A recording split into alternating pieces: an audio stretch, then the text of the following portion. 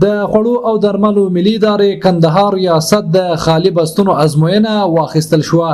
د افغانستان د خوړو او درملو ملي ادارې د کندهار ریاست 14 تخنیکي بستونو ازموینه چې څه موده وړاندې آزاد سیالي ته سپارلې ول، ازموینه یې نن سه شنبه د روان 1444 هجري قمري کال د رمضان د میاشتې په 28مه نیټه د ادارې د ناستو په تالار کې د یوې شفافې پروسې په ترڅ کې واخیستله.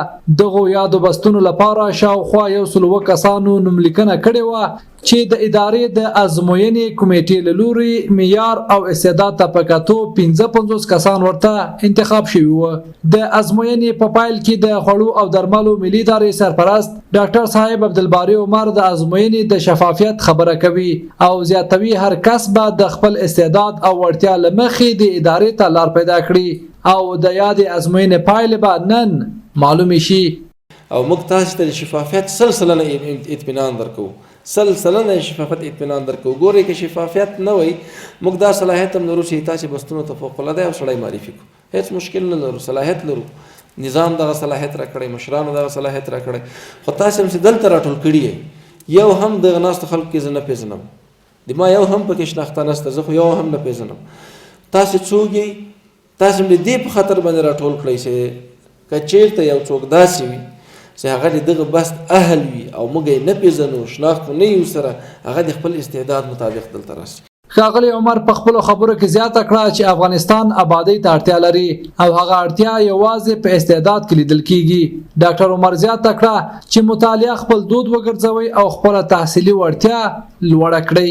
دغه هیواد له موږ او تاسو نه آبادي او سمسورتیا غواړي، دا په استعداد باندې کیږي، دا په لیاقت باندې کیږي، دا په ډیګریانو باندې نه کیږي. یو سړی وایي زه یو ډیګري لرم او 2 لیسانس لرم، یو ماستري لرم او یو دکتورا لرم، خو په حقیقت کې هلته ورسره کینی بیا چې نوي زده هغه هیڅ په درد نه لګیږي.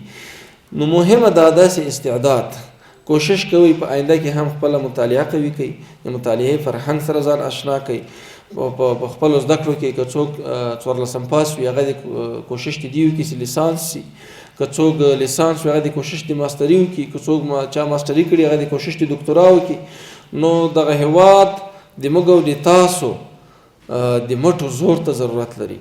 په ورته وخت کې د ازموینې ګډونوال د ازموینې د شفافې پروسې څخه خوښي څرګندوي او د خوړو او درملو ملي ادارې له رهبرۍ څخه مننه کوي چې په کور دننه ځوانانو ته د کار زمینه برابروي.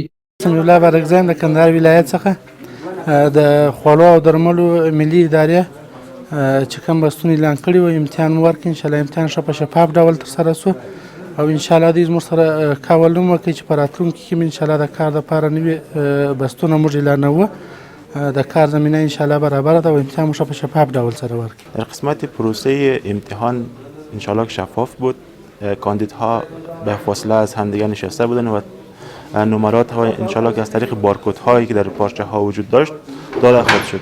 د خوړو او درملو ملي ادارې سرپرست ژمنه کوي چې په نږدې راتلونکي کې به د افغانستان په کچه شاوخوا 500 نور بستونه هم آزاد سیالۍ ته ورکړي.